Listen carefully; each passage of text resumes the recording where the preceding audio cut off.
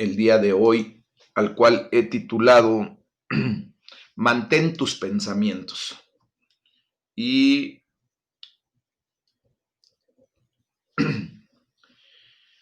si te preguntara el día de hoy, ¿quién piensas que ha sido el más grande de todos los mexicanos en referencia a la historia de México? ¿Tú quién dirías? ¿Quién pudiera ser? ¿Benito Juárez o un Miguel de la Madrid o un Carlos Salinas de Gortari? ¿O quién te pudiera gustar que fuera alguien que verdaderamente se considerara grande como un mexicano? Hay mucha gente que de verdad vale la pena mencionar.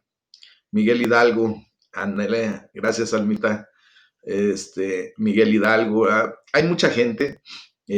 Yo por ahí diría que hay un hombre que de verdaderamente valdría la pena eh, tener en nuestro pensamiento. Eh, López Obrador, ándale, exactamente. Ese sería el bueno. Eh, Hay mucha gente, honestamente, que bien valdría la pena recordar como una personalidad, como un ejemplo, tal vez a seguir. Por ejemplo, hay otras naciones que los tienen súper ubicados, ¿no? Si le preguntamos a los ingleses quién pudiera ser el hombre más grande de esas tierras, pues en automático prácticamente declaran a Churchill como uno de los más grandes. A los estadounidenses, pues tienen ahí a George Washington, a Abraham Lincoln, ¿verdad?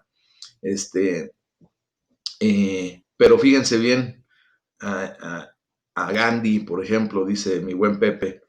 Pero si le hubiéramos preguntado a algún judío a los principios del siglo I después de Cristo, pues sin duda habrían dicho que Moisés, ¿verdad? Habría sido el judío más grande de la existencia. Y con mucha razón, Moisés fue la personalidad mayor de la historia del pueblo judío. De hecho, pues él los había rescatado de la esclavitud y les había dado la ley. Ahora, nosotros al estudiar la carta a los hebreos, el escritor les dice o les describe a los judíos cristianos o cristianos judíos de aquella época cómo Jesús es increíblemente más grande que Moisés.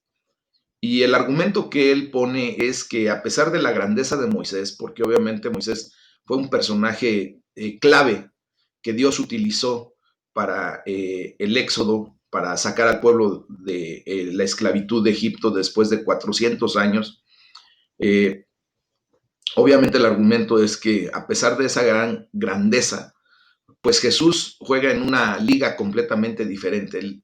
Jesucristo juega en las ligas mayores, para que me puedan comprender. Dice la palabra de Dios en Hebreos 3:1, Jesús, gracias al cual profesamos nuestra fe, tenemos fe por medio de él, ¿verdad? Y en el versículo 3 se describe que ha sido estimado digno de mayor honor que Moisés. Así como el constructor de una casa recibe mayor honor que la casa misma, pues asimismo Jesús es el constructor de absolutamente todo y por lo tanto él debe recibir mayor gloria que todos y cada uno de nosotros que hayamos o habremos de pisar la faz de la tierra, ¿verdad? También se lo describe como, fíjense cómo la palabra de Dios señala que Moisés fue fiel como siervo en el versículo 5, pero en el versículo 6 dice que Cristo, en cambio, es fiel como hijo al frente de la casa de Dios. Ahorita lo vamos a ver más adelante, porque los temas de los pasajes de hoy son los que vamos a estudiar acerca de los problemas y las angustias, los periodos de prueba, las dificultades y las tribulaciones que de repente se viven en esta tierra, en este mundo, ¿verdad? Según el Nuevo Testamento, el secreto para lidiar con esos periodos de prueba, con esos problemas, con esas angustias, con esas dificultades, con las mismas tribulaciones que la vida nos da, el secreto es, como lo dice el versículo 1, considerar atentamente a Jesucristo como nuestro gran Salvador. Y esa es la verdad. Entonces vamos a leer del Salmo 119, del versículo 137 al 144, Aquí nos va a enseñar cómo hay problemas y angustias, pero cómo podemos tratar en referencia a eso, esos problemas y esas angustias. Dice el salmista: justo eres tú, oh Jehová, y rectos tus juicios. Tus testimonios que has recomendado son rectos y muy fieles. Mi celo me ha consumido, porque mis enemigos se olvidaron de tus palabras. Sumamente pura es tu palabra, y la ama tu siervo. Pequeño soy yo y desechado, mas no me he olvidado de tus mandamientos. Tu justicia es justicia eterna, y tu ley, la verdad. Aflicción y angustia se han apoderado de mí, mas tus mandamientos fueron mi delicia. Justicia eterna son tus testimonios. Dame entendimiento y viviré. Amén. En cualquier momento de nuestras vidas, pues suele haber un área que nos causa problemas y angustia. Puede ser algo por lo que tú mismo, por lo que algún miembro de tu familia o algún amigo cercano estén pasando, ¿verdad? Ahorita cómo estamos viviendo la realidad de que estamos en angustia constantemente, ya no nada más por nuestra propia persona, ¿verdad? Sino que de repente nos enteramos que un amigo cercano, un familiar cercano, una persona amada por nosotros, está pasando por prueba, por tribulación, por enfermedad. Ahí tal pareciera como que esto se está como una bola de nieve, como que va creciendo cada vez más. No acabamos de pasar por un periodo de angustia por alguien que amamos cuando ya estamos sabiendo de otra persona que está en una condición similar o a lo mejor peor. Eh, en el caso nuestro, por ejemplo, pues recién habíamos acabado de pasar hace 2, 3 meses la situación de premura con respecto a la familia de mi hermana Enriqueta, de mi hermana menor, en donde los 4 miembros de la familia pasaron la situación crítica, ¿verdad? Y después ya estábamos como que tranquilos y de repente viene la condición de mi hermana Esperanza, la mayor, y otra vez la zozobra, la angustia, y ya está pasando lo de mi hermana y empieza mi sobrina y empieza mi esposa, y obviamente todo eso pues nos trae así como de ya no saber ni por dónde, ¿verdad? Y no se diga en mi condición de pastor, ¿verdad? Que pues desafortunadamente no, he tenido la necesidad de enterarme de la condición de muchos de ustedes, que no va saliendo una familia cuando ya está entrando otra y otra vez otra, y está uno con esa zozobra y esa condición delicada, ¿verdad? Pero fíjense bien que esta situación eh, tenemos que aprender a sobrellevarla en relación a la palabra de Dios. Muchas ocasiones puede ser que algo tenga que ver con tu trabajo, con tu economía, con tu ministerio, con tus relaciones personales, y puede ser algo muy especial en tu vida en estos momentos. Pero fíjense bien que hay que empezar a ver lo que la palabra de Dios nos enseña para salir adelante de todo esto. Hay un comentario que hace un pastor estadounidense, Rick Warren, que seguramente muchos de ustedes lo conocen, y él solía pensar que la vida era una serie de batallas que seguían o eran seguidas de un tiempo de bendición o de tiempos de bendición. Ahora él piensa que la vida es como transitar por 2 carriles. Un carril es la bendición y el otro es la batalla, pero ambos transcurren por la misma carretera. Muchas ocasiones nos va a tocar desviarnos un poquito por las condiciones que estemos pasando, pero seguramente vamos a tener que estar en uno de esos 2 carriles.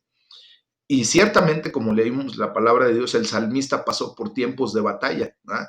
En su momento pasó por el carril de la batalla. Y dice en el versículo 143, he caído en angustia y en aflicción. Ahora, ¿cómo respondemos? Pues la respuesta del salmista es seguir confiando en el Señor. Y es lo que hoy quiero que nos quedemos con esta gran enseñanza. Seguir confiando en el Señor. En todo momento, por cualquier situación que podamos estar pasando, siempre es seguir confiando en el Señor, en el Dios Todopoderoso. Seguir creyendo que las palabras de Dios, dice el versículo 138, que son muy dignas de confianza, ¿no? ¿Por qué? Porque las emite un Dios fiel, un Dios que no cambia, un Dios que se mantiene constante en todo momento. Y al final de cuentas hace una declaración muy correcta que tú y yo también tenemos que aprender a hacer. Y eso nos los tenemos que aprender prácticamente de memoria para que en el momento adecuado las declaremos como son. El versículo 140 y en el 143 dice, tu siervo ama tus palabras, tus mandamientos son mi regocijo. ¿Tú crees que tú ya podrías declarar estos dos acciones que el salmista nos dice? Yo creo que sí. Tú ya puedes decir junto conmigo, yo amo la palabra de Dios y los mandamientos de Dios son mi regocijo. ¿Ah? ¿A poco no ya podemos decir eso? Sinceramente es muy agradable, muy grato el poder ya empezar a comprender todo esto y de verdad amar la palabra de Dios, de verdad que nos cause alegría, regocijo, el poder estar cumpliendo con los mandamientos de Dios. Amén. El salmista también fija sus pensamientos en Dios y le dice claramente en el versículo 137, Señor, tú eres justo. Ahí es a donde entra que nosotros tenemos que mantener nuestros pensamientos en esa declaración. Dios es justo. Mis amados, el hecho de que nosotros reconozcamos que Dios es justo, vamos a permitir que verdaderamente nuestra mente, nuestro pensamiento, entienda que cualquier cosa que nos pueda pasar, cualquier cosa por la que estemos pasando, es gracias a la justicia de Dios. Muchas veces no nos es agradable, ¿verdad? Pero Dios sabe el tratamiento que nos tiene que dar en referencia a algunas acciones que hemos tomado tiempo atrás y que ahora tienen que venir a cumplir pues las consecuencias de las decisiones que tomamos hace tiempo.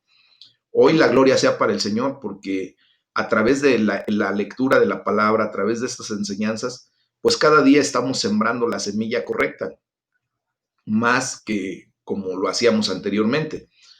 Entonces, de aquí en adelante, pues lo que tenemos que seguir esperando y estar esperando es que la cosecha sea la correcta, ¿verdad?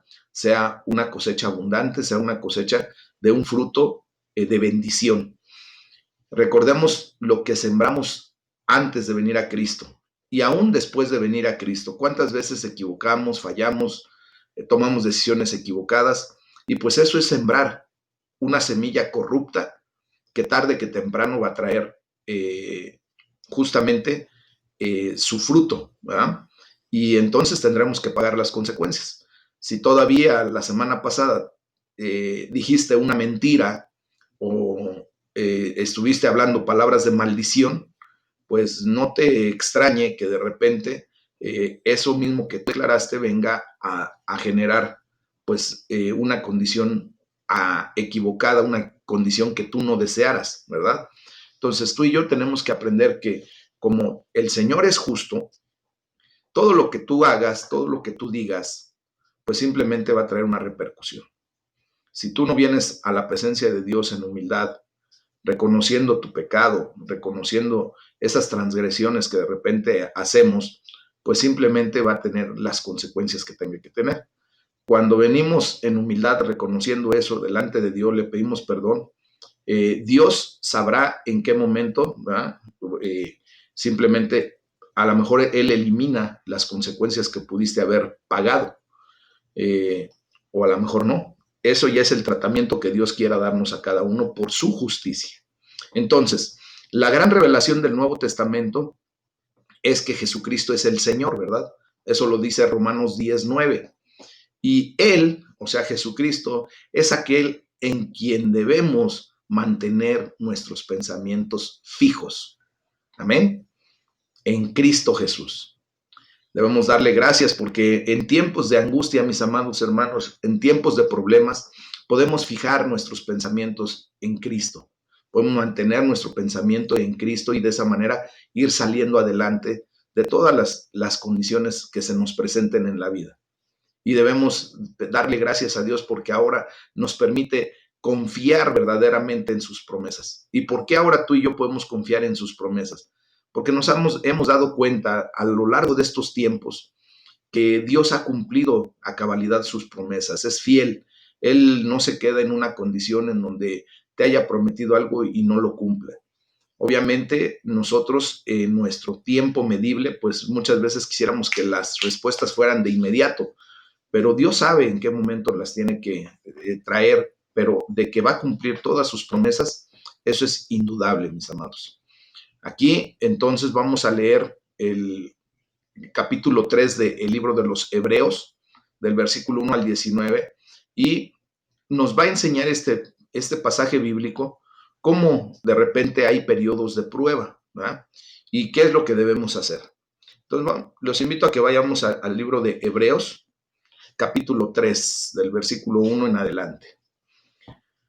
Dice la palabra de Dios: por tanto, hermanos santos, aquí quiero hacer un paréntesis pequeño para quienes recién inician a leer la palabra de Dios. Si se dan cuenta, la palabra santo la aplican para personas que están vivas, no para personas que de alguna manera murieron y que se les empieza a estudiar algún milagro, algún prodigio que pudieron haber hecho en vida, y después de eso le canonizan, después le beatifican, después le santifican. Y esos son los santos que nos presentaron durante mucho tiempo en la religión tradicional de México. Eso no es correcto, hermanos. Lo correcto es que tú y yo nos consideremos como nos considera Dios. Por la sangre de Jesucristo, ahora tú y yo, que estamos vivos, nos considera santos, ¿no? Apartados. Esa es la palabra correcta. La palabra santo se traduce como apartado para un propósito, un objetivo especial, específico que Dios ha diseñado para nosotros.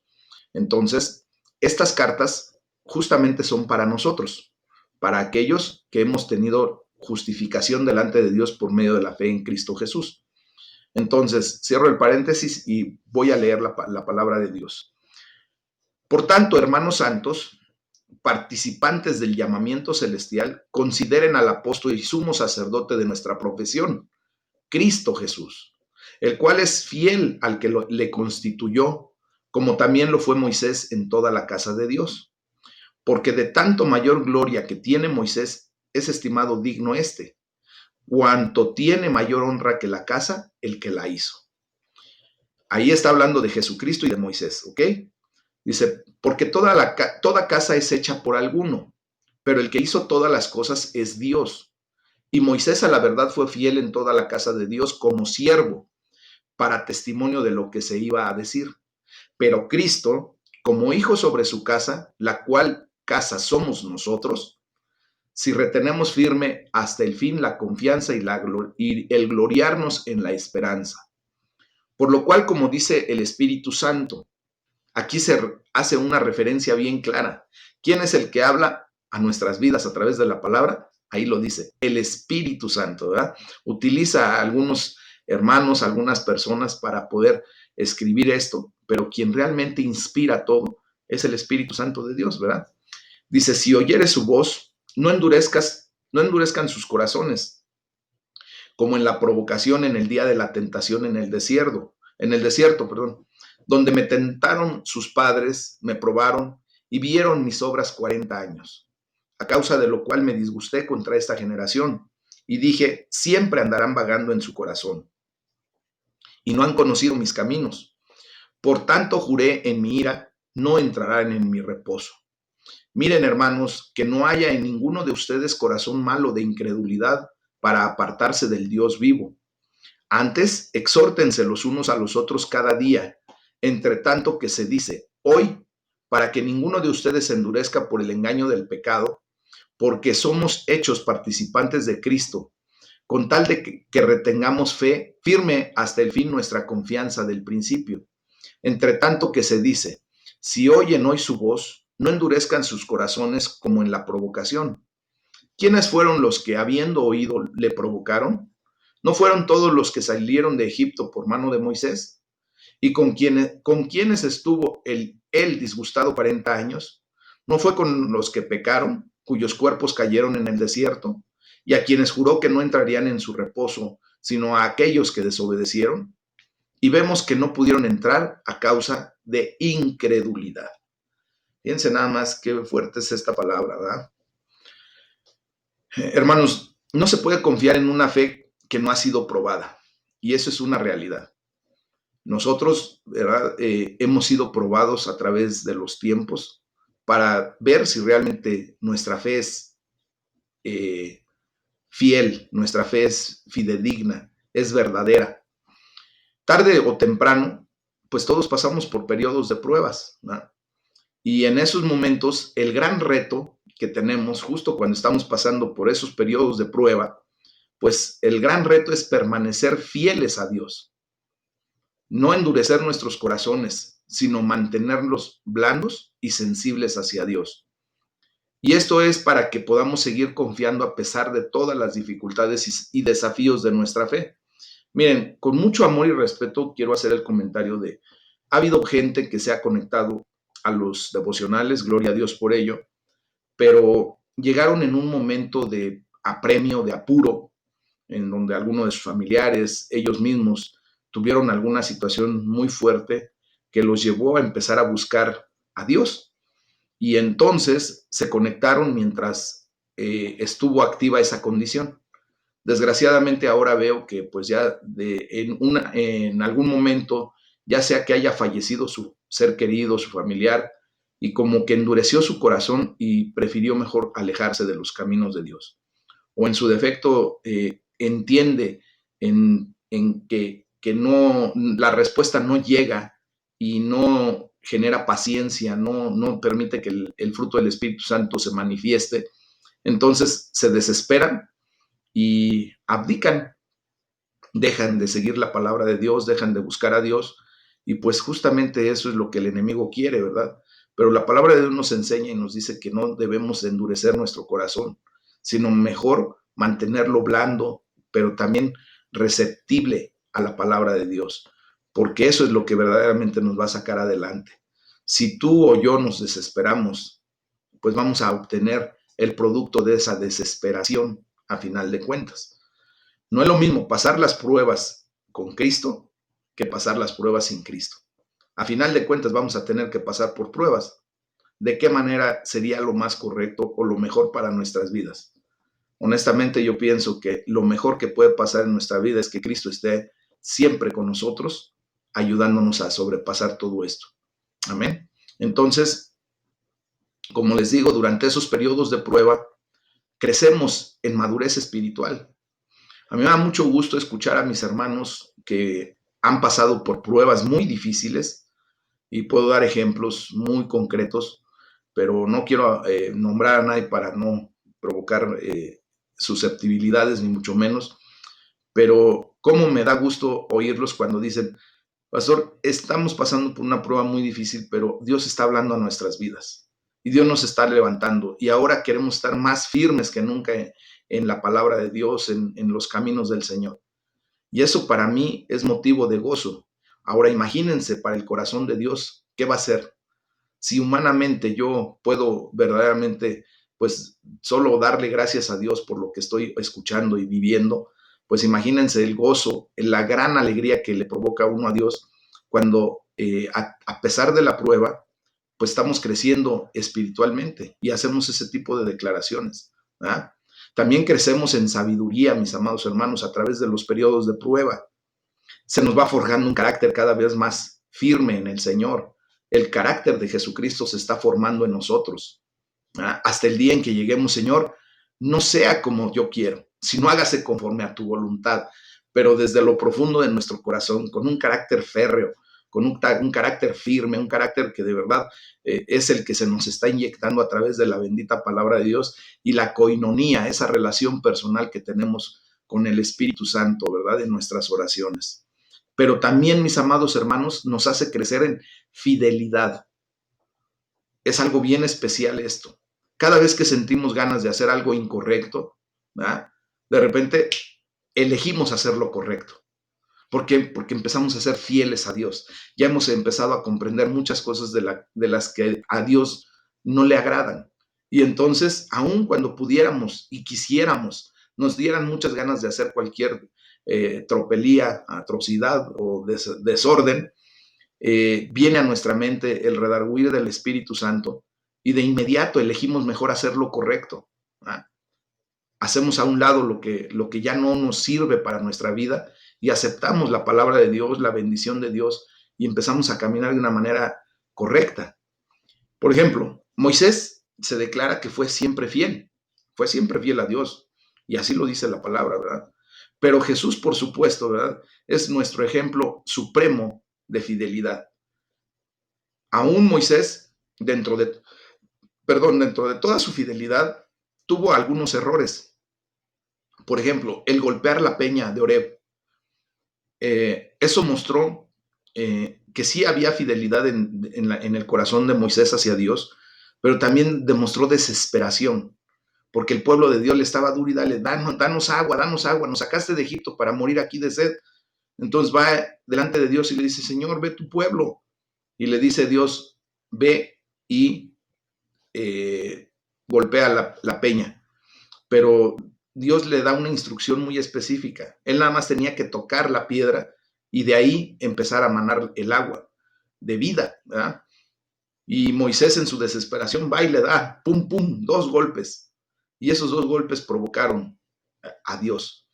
Jesucristo, por todo lo contrario, nunca hizo nada que provocara a Dios a ofensa, que no se sintiera agredido por la actitud de parte de Jesús.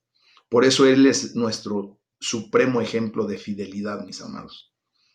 Pasó años de preparación y por momentos de poderosa tentación en el desierto, nuestro Señor Jesucristo. Sin embargo, Él fue fiel en todo lo que Dios le dio a hacer. Él nunca hizo nada por su propia cuenta, aun cuando Él mismo era Dios. Pero Él nos vino a enseñar que cuando nos sujetamos, cuando verdaderamente le decimos a Dios, Señor, hágase tu voluntad, en ese preciso instante, ¿verdad? Nos da a entender que nosotros tenemos que ser fieles en todo lo que Dios nos mande a hacer, no en lo que queramos nada más, no en lo que nada más nos guste, no en lo que no vamos a sufrir después consecuencias a lo mejor. Si Dios nos manda a hacer algo, mis amados hermanos, y tendremos que sufrir consecuencias, vivámosla. Jesucristo se aventuró a sufrir la consecuencia de llegar hasta la muerte y muerte de cruz, solamente por ser fiel a Dios, por obedecer a Dios. Si Dios te está pidiendo en este momento que dejes de hacer alguna cosa o que empieces a hacer alguna otra, hazlo con confianza. Sé fiel y tú te vas a dar cuenta de cómo la bendición de Dios se derrama sobre tu vida. Porque donde hay obediencia, mis amados hermanos, allí hay bendición y vida eterna. Amén. Entonces, esta carta que estamos leyendo de Hebreos fue escrita a un grupo de personas que estaban pasando por un tiempo de prueba y de persecución. Y es por eso que tú y yo la podemos hacer nuestra en este momento. Fue escrita para alentarlos a aferrarse a su confianza y a su esperanza.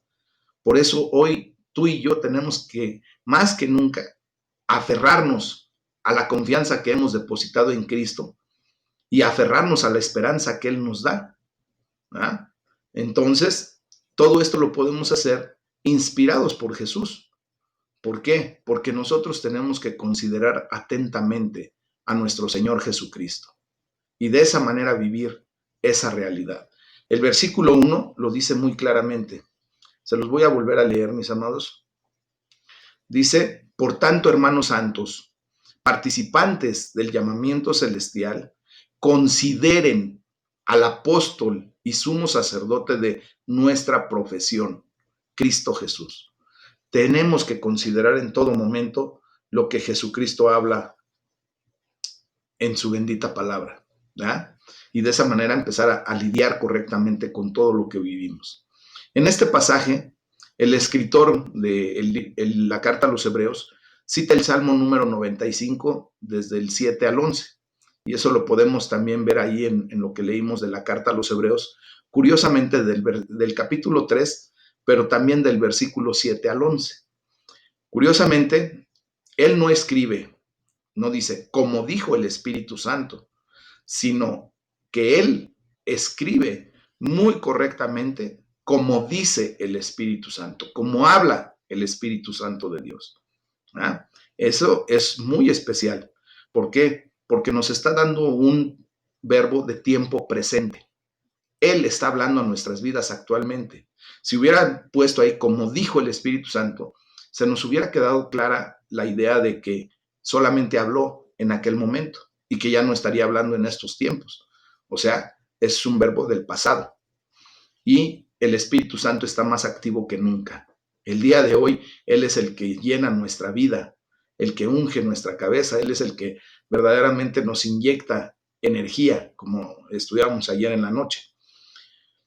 El autor de Hebreos cree claramente que el Espíritu Santo continúa hablando a los lectores por medio de las Escrituras de manera contemporánea, o sea, en el día de hoy. Al leer la Biblia, ¿verdad?, el día de hoy, pues nosotros tenemos que esperar que el Espíritu Santo nos hable y tenemos que estar deseosos de escuchar su voz, su palabra, y creer verdaderamente que lo que estamos leyendo y estudiando es para nosotros, es para mí, es para ti. A pesar del momento, por ejemplo, de lo que vivieron los egipcios, los judíos en la cumbre de la liberación de Egipto, ¿verdad?, cuando Dios los saca de ahí a través del siervo Moisés, el pueblo de Dios había caído en un periodo de prueba en el desierto, ¿no? Lo que se supone que deberían de haber caminado en 40 días de jornada, pues se convirtió en 40 años de vueltas, pues de situaciones bien críticas, ¿no?, de desierto.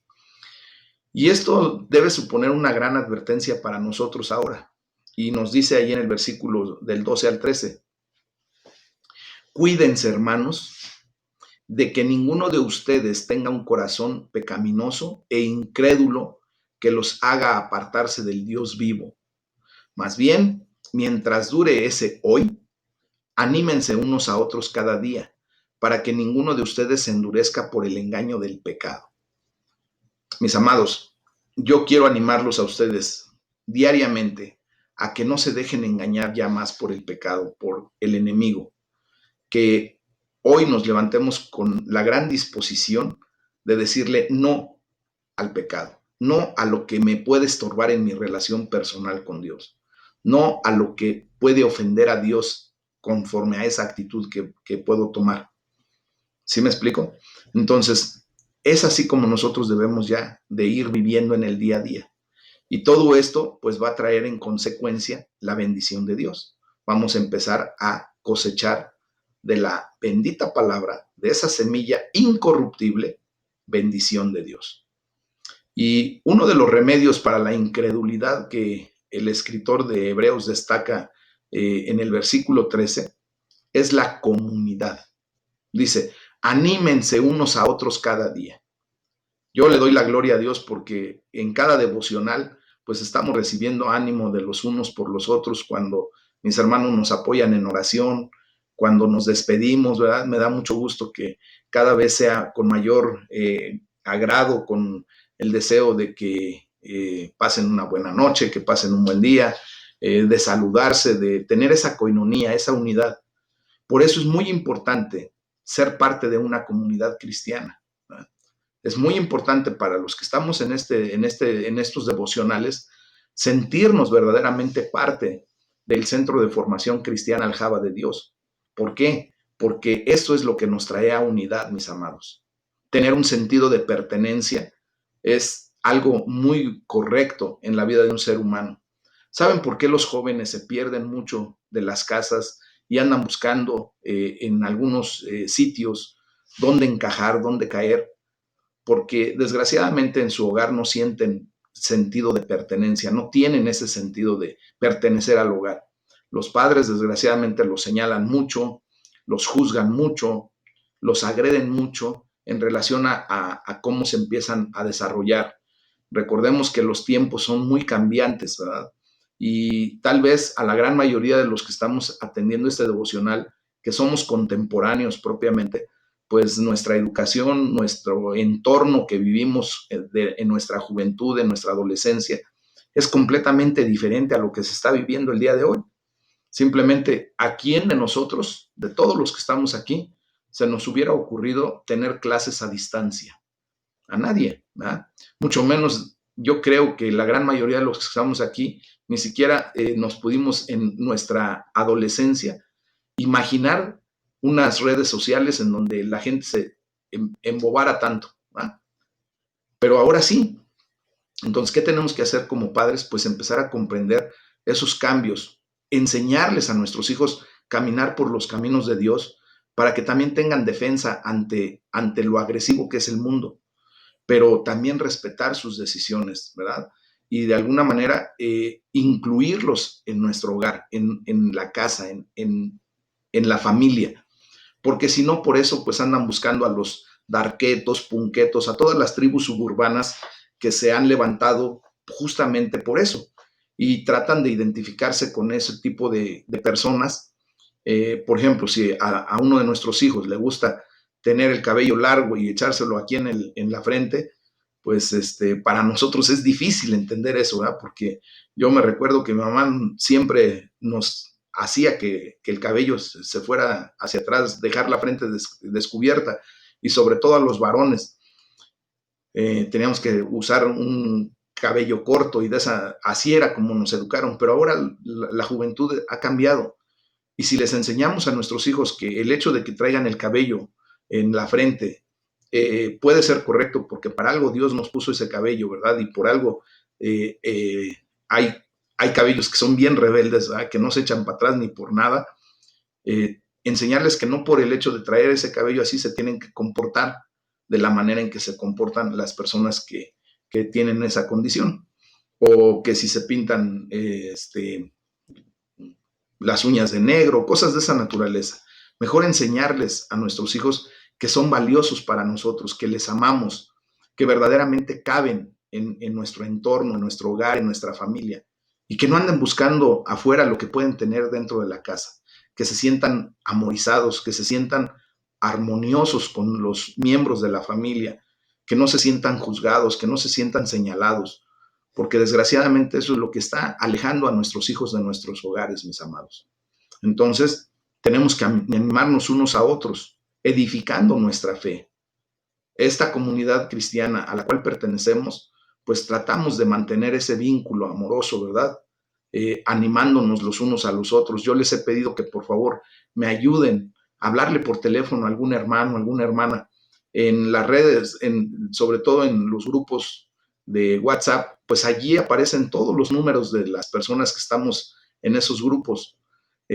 A lo mejor un día tú, Dios permita que agarres tu teléfono y veas un número, a lo mejor no sabes de quién es, márcale y dile, hola, ¿cómo estás? Soy fulano de tal, te estoy hablando porque yo pertenezco al Centro de Formación Cristiana Aljaba de Dios y tu número está en este grupo.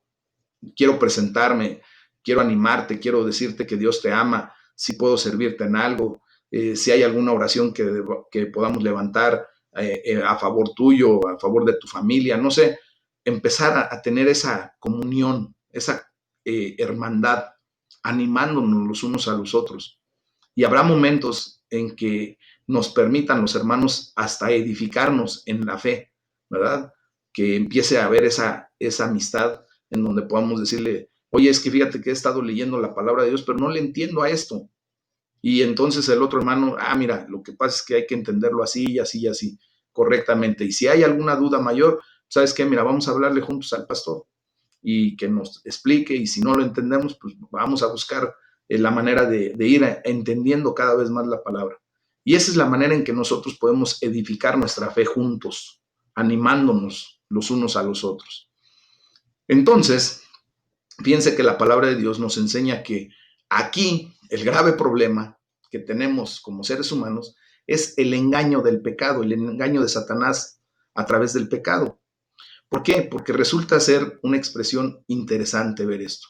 El pecado es engañoso, por primera vez, cuenta, ¿verdad? Si no fuera engañoso, si no fuera así como atractivo, como que de repente te llama la atención, pues no pecaríamos.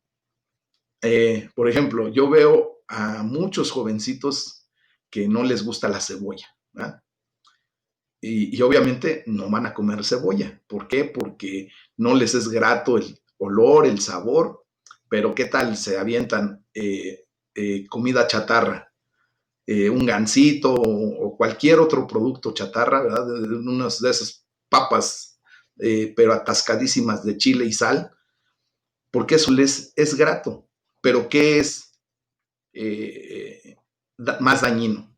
El comer frutas y verduras que muchas veces les provoca no sé qué idea, repulsión, asco, no sé, o comer comida chatarra.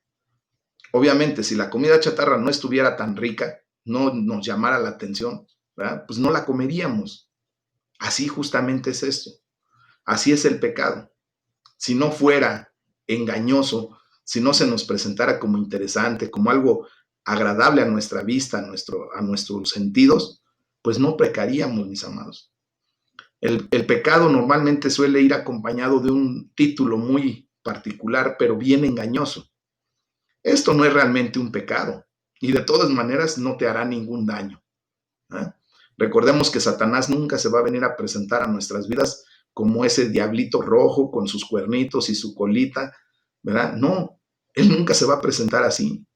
Él normalmente se va a presentar a nuestras vidas con algo que nos llame la atención, con algo que de alguna manera, nos permita ver que no es tan dañino lo que vamos a hacer o que no va a provocar ningún daño. Pero cuando caemos en pecado, pues se forman malos patrones de conducta. Nuestra conciencia se hace callosa, se hace dura, nuestro corazón llega a hacerse hasta de piedra. Ya después ya no queremos saber nada. A mí me ha tocado ver jovencitas, unas hermanas que desgraciadamente cayeron en el pecado de adulterio y empezábamos a hablar con unas, de repente teníamos todavía esa espacio de poder platicar, de poder seguirles enseñando la palabra, de animarles, de exhortarles, pero llegó el momento en que simplemente cerraron la puerta. ¿Por qué? Porque al momento de estarles diciendo que no era correcto lo que estaban haciendo de estar en adulterio, no solamente desde su matrimonio, sino en el matrimonio de la persona con la que se juntaron y que estaban destruyendo otro matrimonio y que si no le importaba la vida de sus hijos, llegó el momento en que apagó su teléfono, cambió yo creo que su número y nos dijo adiós. Endureció su corazón. Seguramente esa persona pues va a tener que pagar las consecuencias de ese pecado. ¿Verdad? ¿Por qué? Pues porque es esa la realidad. Entonces, fíjense bien que en el centro del pecado está la incredulidad.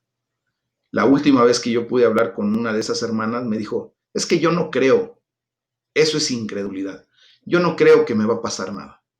Yo no creo que Dios sea tan malo como para que se desquite conmigo o para que me haga pagar por algo que se supone que él ya me perdonó, porque también argumenta uno la palabra, pero fácil, ¿verdad? Para su propio beneficio o conveniencia.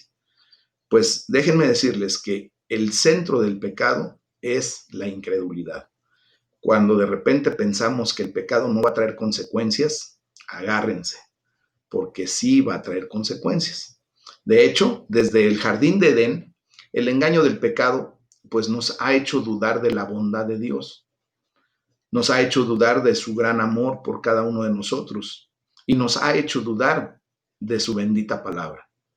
Y digo nos ha hecho porque aunque tú y yo no estuvimos en Edén cuando Adán y Eva fueron tentados y cayeron en pecado, pues ahí estábamos tú y yo de alguna manera como humanidad, ¿verdad? ¿Y cómo fue lo que dice ahí en Génesis 3.1? Cuando la serpiente le dice a Eva, ¿verdad? ¿Es verdad que Dios les dijo que no comieran de ningún árbol del jardín? Así empieza el enemigo. ¿Es verdad que Dios te dice que no debes hacer esto? ¿Es verdad que Dios te dice que no pasa nada? No es cierto. Dice en el versículo 4, no van a morir. Ciertamente Dios sabe que el día que ustedes comieren de ese fruto, ¿verdad? Van a adquirir el conocimiento de la ciencia del bien y del mal y van a ser como Dios. No van a morir. Pues hermanos, antes de comerse la fruta prohibida, o sea, antes de desobedecer, porque eso es realmente el pecado, antes de que tú y yo caigamos en la trampa de Satanás, en la mentira del pecado, en que caigamos en el pecado, pues nos estamos tragando una gran mentira acerca de Dios. Antes de caer en el pecado, nos estamos comiendo esa mentira que Satanás pone en nuestras vidas. Para nosotros, hoy sigue siendo lo mismo. Si realmente creyéramos en el amor de Dios por todos nosotros, si realmente creyéramos en su gran bondad por todos nosotros, para todos nosotros, y si realmente creyéramos que su bendita palabra es para todos nosotros, entonces no caeríamos en el engaño del pecado. ¿Por qué? Porque el Señor nos está enseñando justamente eso. ¿Ah? Fíjense lo que sucedió. Por causa de las quejas, el pueblo de Dios nunca entró en el reposo de Dios, o sea, nunca llegaron a pisar la tierra prometida, no llegaron a Canaán, lo cual era justo lo que ellos anhelaban. ¿Verdad? No confiaron en que Dios proveería, fueron incrédulos. Hebreos 3:12 nos los enseña. No pudieron entrar en el reposo de Dios por su incredulidad. Cuando no confiamos en Dios, perdemos la paz de Dios. Perdemos lo que Dios nos ha dado, lo que Dios nos ha ya puesto en bendición para nuestras vidas. Ahora, ¿cómo podemos verdaderamente encontrar la paz que Dios ha puesto en nuestra vida? Pues justamente manteniendo nuestros pensamientos en Jesucristo, confiando en Él, escuchándole mientras nos habla a través de su bendita palabra, a través de las escrituras, depositando verdaderamente nuestra fe y nuestra confianza en Él, creyendo lo que Él dice, creyendo que si nosotros, ¿verdad?, nos adherimos a la vid verdadera, Él va a proveer para nuestra vida esa savia perfecta, ese alimento espiritual correcto que necesitamos para no solamente seguir viviendo, sino para crecer, para poder nosotros llegar al nivel, a la estatura del varón perfecto, a lo cual hemos sido llamados, hermanos. Vamos a pedirle a Dios que nos ayude hoy a fijar nuestros pensamientos en Jesús, a mantener nuestros pensamientos fijos en Jesús, que nos ayude a no vivir en temor, que nos ayude a no vivir en incredulidad, que nos ayude mejor a vivir en confianza, que nos ayude a vivir en paz, porque eso es lo que necesitamos. Amén. Dice la palabra de Dios que nosotros tenemos que aprender a llevar cautivos nuestros pensamientos hasta la obediencia a Cristo. Hoy, en el nombre de Jesús, declaro que tus pensamientos cada día son más cautivos para que obedezcas a Jesucristo, en vez de la mentira del enemigo, en vez de la mentira de Satanás. Amén. Vamos a orar. Le voy a pedir a alguno de mis hermanos el día de hoy